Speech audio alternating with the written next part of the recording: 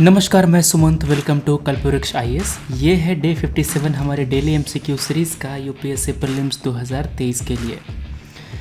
जो हमारा पहला सवाल है वो है इंडियन इकोनॉमी से। यहाँ पर सवाल पूछ रहा है मार्केट सब्सक्रिप्शन स्कीम के बारे में, एमएसएस के बारे में। ये स्कीम है आरबीआई की। दो बातें पूछी गई हैं आपसे। कह रहा है MSS is used when there is high liquidity in the economy.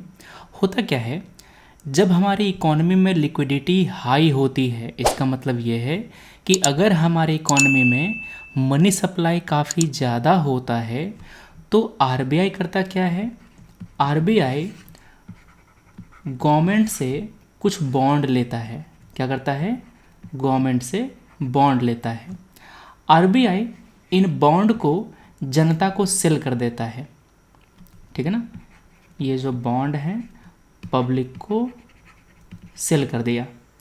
Public वापस में इसको पैसे देती है। बॉन्ड बेचेगा तो पैसा ही तो मिलेगा ना आरबीआई को। तो आरबीआई ये जो पैसा है वो अपने पास रखता है। ओके, आरबीआई ये पैसा गवर्नमेंट को नहीं देता है। RBI keeps this money with itself. ठीक है ना, ये पैसा आरबीआई गवर्नमेंट को नहीं देता है। समझ गए? तो ये होता है मार्केट स्टेबलाइजेशन स्कीम। यहाँ पर ये जो स्कीम है वो ओपन मार्केट ऑपरेशन से किस तरह से अलग है। यहाँ पर आरबीआई ने जो पैसा कमाया था, देखो ओपन मार्केट ऑपरेशन में भी बॉन्ड की खरीद बिक्री होती है, वहाँ पर भी कंट्रोल करते हैं मनी सप्लाई को, मगर पैसा आरबीआई रखता नहीं है। जब पैसा अब्जॉर्व करना होता है तो रखता है, और जब मनी सप्लाई बढ़ानी होती है तो पैसा आरबीआई रिलीज़ कर देता है। ठीक है, ओपन मार्केट ऑपरेशन में ये चीज़ें होती हैं। तो पहला जो है वो आपका करेक्ट है। एमएसएस तब यूज़ किया जाता है जब लिक्विडिटी हाई होती है इकोनॉमी में, मगर ओपन मार्केट ऑपरेशन तब यूज़ किया जाता है जब लिक्विडिटी हाई होती है तब भी, लिक्विडिटी लो होती है तब भी। लिक्विडिटी लो रहेगा तो आरबीआई मनी सप्लाई इन्फ्यूज़ करेगा। लिक्विडिटी जब हाई रहेगा तो आरबीआई मनी सप्लाई को हटा लेगा। समझ गए? चलो, it involve selling of government security by the RBI. यहाँ पर सेल तो कर तो रहा है ना बॉन्ड, तो आपका सेकंड सही है, C. Both 1 and 2 are correct. तो आपने यहाँ पर दो बातें सीखी। पहला कि ओपन मार्केट ऑपरेशन में जो गवर्नमेंट सिक्योरिटी है, बॉन्ड है, उसका खरीद बिक्री दोनों होता है, मगर जो आपका एमएसएस है वहाँ पर आरबीआई इन बॉन्ड को केवल सेल करती है। क्या करती है? सेल करती है। यहाँ पर ये केवल हाई लिक्विडिटी के केस में ही यूज़ किया जाता है। अगला क्वेश्चन है आपका म्यूचुअल फंड के बारे में। काफ़ी सिंपल सा सवाल है। जो भी लोग इन्वेस्टमेंट के बारे में थोड़ा सा भी जानते हैं तो उनको म्यूचुअल फंड क्या होता है पता है। देखो, मान लो कि तुम्हारे पास 5,000 रुपये हैं, तुमको इन्हें इन्वेस्ट करना है। या तो तुम स्टॉक मार्केट में जाओ और एक टीसीएस का स्टॉक खरीद लो। ठीक है, तो तुमने 5,000 रुपये में एक कंपनी का स्टॉक लिया। मान लो कि टीसीएस का स्टॉक 5,000 रुपये का था, मगर तुमको लगता है कि यार ये जो 5,000 रुपये है ना, मैं केवल टीसीएस में नहीं अलग अलग कंपनी में लगाना चाहता हूँ। मतलब मेरे पास अलग अलग कंपनी के स्टॉक आ जाएं। तुमने सोचा कि मेरे पास रिलायंस के भी स्टॉक आ जाएं, मेरे पास इन्फोसिस के भी स्टॉक आ जाएं। रिलायंस का स्टॉक का दाम 2,000 रुपया है, इन्फोसिस का स्टॉक का दाम 1,400 रुपया है। ठीक है ना, और मान लो कि कोई और कंपनी है, मान लो कि कंपनी है कोई जोमेटो, चाहे कुछ और कंपनी है, इसका स्टॉक का दाम 600 रुपया है, एज्यूम कर लिया। तो टोटल कितना हो गया? टोटल हो गया आपका 4,000 रुपया, है ना। मान लो कि एक कंपनी है स्विगी, अभी लिस्टेड नहीं है, मगर मान लो कि लिस्टेड हो गई, इसके स्टॉक का दाम 1,000 रुपया है। तो टोटल आपका दाम हो गया कितना? 5,000 रुपया, है ना। तो आप ये 5,000 रुपये लेंगे और आप इसमें जा कर के पैसा लगा देंगे। ये एक म्यूचुअल फंड है जो रिलायंस का एक स्टॉक ले रखा है, इन्फोसिस का एक स्टॉक ले रखा है, जोमेटो का, स्विगी का एक एक स्टॉक ले रखा है, ठीक है ना। तो म्यूचुअल फंड क्या होता है? म्यूचुअल फंड एक टोकरी होती है जिसमें अलग अलग कंपनी के स्टॉक रहते हैं। आप 5,000 लगाइए, आप 2,000 लगाइए, जितना पैसा लगाना है आप इसमें लगा सकते हैं। आपको आपके इन्वेस्टमेंट के हिसाब से यूनिट एलोकेट किया जाएगा, समझ गए। तो it is a special type of investment which pools saving from people, लोगों से पैसा लेता है और उसको एक पोर्टफोलियो में इन्वेस्ट करता है। तो पहला सही है। म्यूचुअल फंड कैपिटल मार्केट का इंस्ट्रूमेंट है। क्या है ये? कैपिटल मार्केट का है। चूंकि ये कैपिटल मार्केट का है तो इसको आरबीआई थोड़ी रेगुलेट करेगा। आरबीआई मनी मार्केट का है। आरबीआई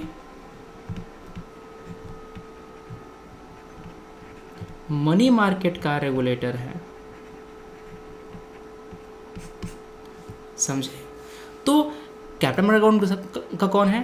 कैपिटल मार्केट का सेबी है। सेबी करता है रेगुलेट। तो सेकंड गलत हो गया आपका, पहला A1 only is the correct answer. अगला क्वेश्चन है, इनमें से कौन कौन से रिवर कावेरी की ट्रिब्यूटरी हैं? तो कावेरी की ट्रिब्यूटरी में काबिनी, हेमावती, सिमसा ये 3 आती हैं। जो इंद्रावती है ये गोदावरी की ट्रिब्यूटरी है, और जो वंशधारा है ये जाके बे ऑफ बंगाल में गिरती है। तो 4 और 5 तो खत्म हो गया।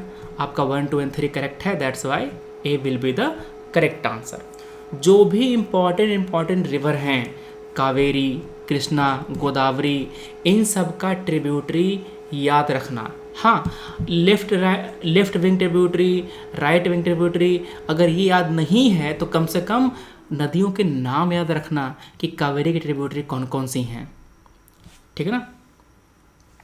अगला सवाल है ब्रह्मानी नदी के बारे में। कह रहा है ब्रह्मानी नदी एक मेजर सीजनल रिवर है तेलंगाना का।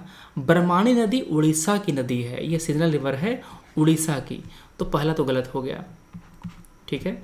ये तेलंगाना में नहीं उड़ीसा में बहती है। देखो, महानदी और बैतरनी के साथ मिलकर के एक बड़ा सा डेल्टा बनाती है बे ऑफ बंगाल में मिलने से पहले। वो है धामरा के नज़दीक, ठीक है ना। जो धामरा है उसके नज़दीक ये है।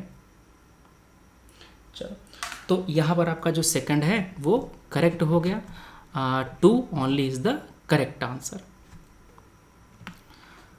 अगला क्वेश्चन है, जैन का जो इथिकल कोड है ये 5 फंडामेंटल वॉज को प्रिस्क्राइब करता है।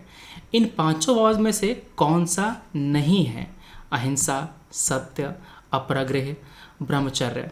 देखो, 5 चीज़ें हैं जिसमें अहिंसा आता है, सत्य आता है, अस्तेय आता है मतलब चोरी न करना, ब्रह्मचर्य इसको महावीर ने ऐड किया था, भगवान महावीर ने इसको ऐड किया था।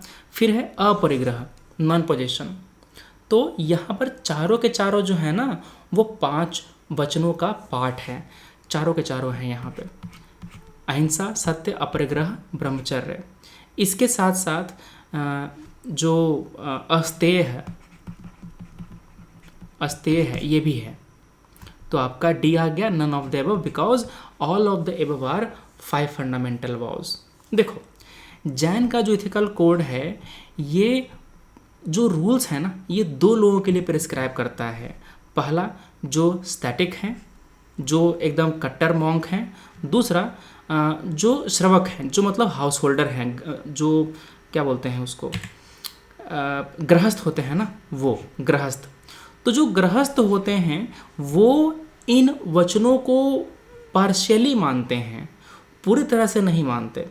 इनको हम लोग अनुव्रत कहते हैं, अनुव्रत कहते हैं, ठीक है ना। क्योंकि वो पूरी तरह से नहीं मानते, पार्शियली मानते हैं।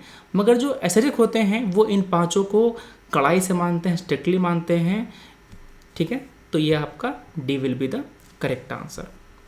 बुद्धिज़्म और जैनिज़्म बहुत अच्छे से पढ़ना। इसके साथ साथ जो आपका विजयनगर एम्पायर है इन तीनों को पूरा कर लेना। काम करना, तुमको मैं होमवर्क दे रहा हूँ, आज कम से कम बुद्धिज़्म, जैनिज़्म और जो विजयनगर एम्पायर का जो आर्किटेक्चर है इसको पूरा कर लो।